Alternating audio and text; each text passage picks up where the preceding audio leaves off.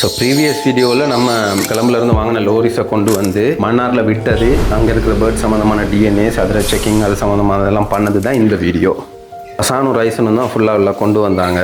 நான் அதை வீடியோ பண்ணிகிட்டு இருந்தேன். அப்போ இதில் நம்மளோட ஃபஸ்ட்டு பேர் வந்து ஒரு ப்ளூ ஸ்ட்ரைப்பும் ஒரு கோகனட் லோரியும், அடுத்தது வந்து ஒரு பிளாக் கேப் லோரி பேர், மூணாவது வந்து ஒரு டெவோன் லோரி பேர். இப்போ நம்ம 3 பேர்ஸ் தான் ஃபஸ்ட்டு எடுத்திருந்தோம். அப்போ ரசான் அதை பிடிச்சிருந்தாரு. நான் வந்து ஒவ்வொன்னோடையும் ரிங் நம்பர் மார்க் பண்ணி இறக்குற டீட்டெயில்ஸை வந்து இதில் எழுதித்தான் நம்ம டிஎன்ஏ போடுறது.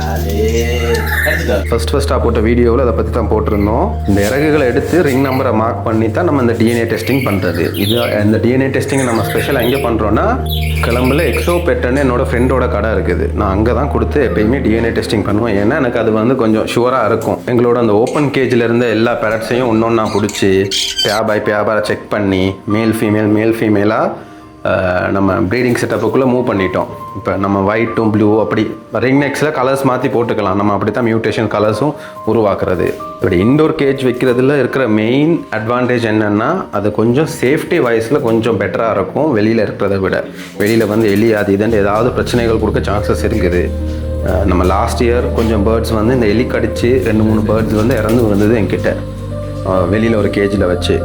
ஸோ அந்த இஷ்யூஸ் இல்லாததுனால தான் ஸ்பெஷலாக நம்ம ப்ரீடிங் கேஜஸை போட்டு உள்ளே விட்டுடுறது. இப்போ நம்மக்கிட்ட இருக்க எல்லா பேஸுமே இதில் விட்டால் ஒரு நாள் 2 நாள் கொஞ்சம் பயந்துட்டு இருப்பாங்க புது இடம்ன்றதால. அதுக்கப்புறம் அவங்க பேக் டு நார்மல் அவங்களோட விளையாட்டு சேட்டைகள் எல்லாம் செய்ய ஸ்டார்ட் பண்ணிடுவாங்க. இப்போ மற்ற ரிங்நெக்கோ மற்ற எல்லா பேரட்ஸையும் விட லோரிஸோட ஃபுட் ஹேபிட் வந்து கொஞ்சம் டிஃப்ரெண்ட். ஏன்னா அவங்க வந்து சீட்ஸ் ஐட்டங்கள் எதுவும் சாப்பிட மாட்டாங்க.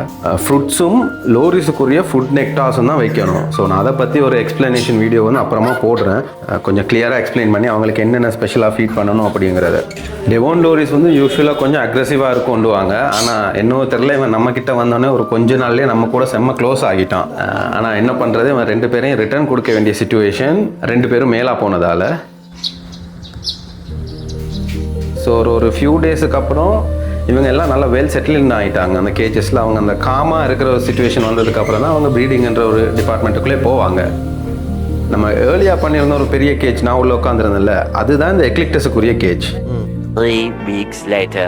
இங்கே கேஜ் மாற்றின ஒரு 2-3 வீக்ஸ்லேயே இவங்க ரொம்ப க்ளோஸ் ஆகிட்டாங்க என்னோடையும். நம்ம புதுசாக கொண்டு வந்த பிளாக் கேப் லோரியெல்லாம் நம்ம கூப்பிட்டாலே நம்மளை நோக்கி வர அளவுக்கு பழகிட்டாங்க. இது மாதிரி ஃபியூச்சர் அப்டேட்ஸ் எல்லாமே நம்ம கேஷியன் மேத்யூஸ் vlog யூடியூப் சேனல்லையும் நான் மெயினாக போடுறதுக்கு இருக்கேன். ஃபாலோ பண்ணுங்கள், சப்போர்ட் பண்ணுங்கள். நிறைய இன்ட்ரெஸ்டிங்கான ஃபேக்ட்ஸ் பேர்ட்ஸ் பற்றி நம்ம போட்டுக்கிட்டே இருப்போம்.